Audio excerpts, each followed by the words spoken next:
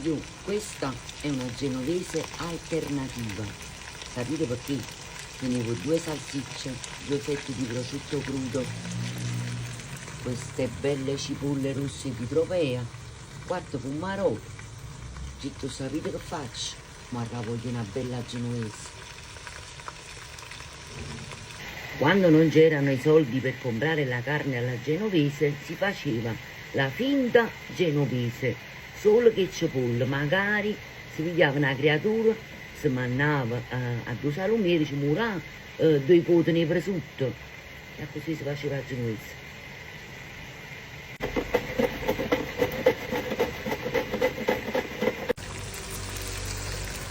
Prendo il bicchierino bianco e facciamo sfumare.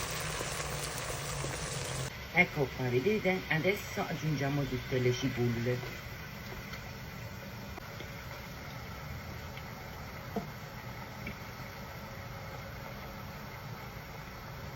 Dividiamo fra 3-4 ore.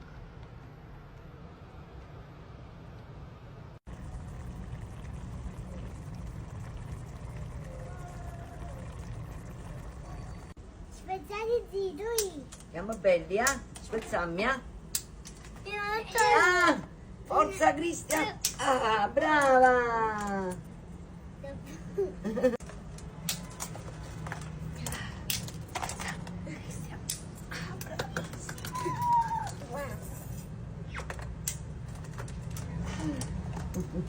Fama. Sì o no?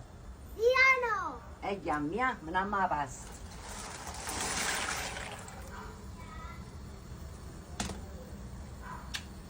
Cristian, forza, bravo! Bravo Cristian, bravissimo!